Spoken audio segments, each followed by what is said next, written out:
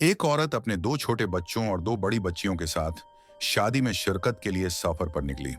साथ कुछ रिश्तेदार भी थे। दोनों बड़ी बच्चियों में एक का नाम मरियम था, उम्र 15-16 साल, और दूसरी का नाम आयशा था, जिसकी उम्र सिर्फ 9-10 साल थी। लेकिन दोनों ही मजबूर थीं, न अपनी मर्जी से कोई काम कर सकती थीं और न ही ज़हनी तौर पर मुकम्मल थीं। उनका हर मामला माँ के ही हाथ में था। औरत के पास अपने छोटे बच्चों की जिम्मेदारी भी थी, इसलिए उसने मजबूरी के तहत आयशा का हाथ एक रिश्तेदार औरत को पकड़ा दिया ताकि वो उसका ध्यान रखे और खुद बाकी बच्चों को संभालती रही।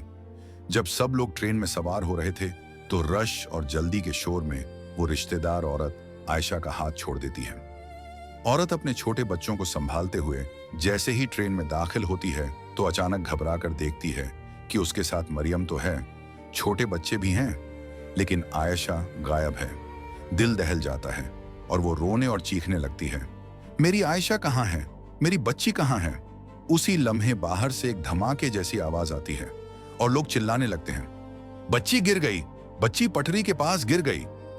माँ का कलेजा फट जाता है और आंखों में आंसू तैरने लगते हैं। ट्रेन आहिस्ता आहिस्ता चलने लगती है। माँ झरों का तार रोती है और दुआ करती है, या अल्लाह मेरी बच्ची को बचा ले।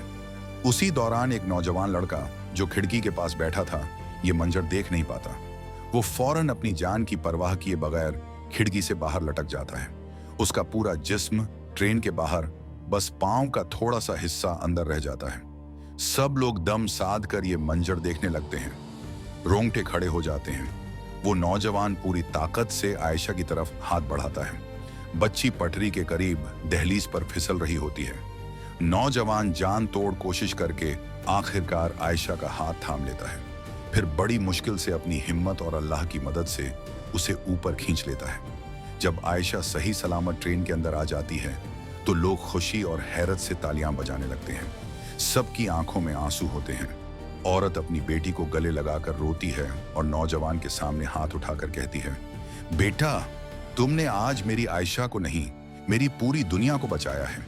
अल्लाह तुम्हें सलामत रखे। ट्रेन के अंदर मौजूद हर शख्स उस नौजवान के लिए दुआएं करता है। उस दिन सब ने देखा कि एक अजनबी ने अपनी जान को खतरे में डालकर इंसानियत की सबसे बड़ी खदमत अंजाम दी। एक माँ का सुकून और एक मासूम बच्ची की जिंदगी बचा ली।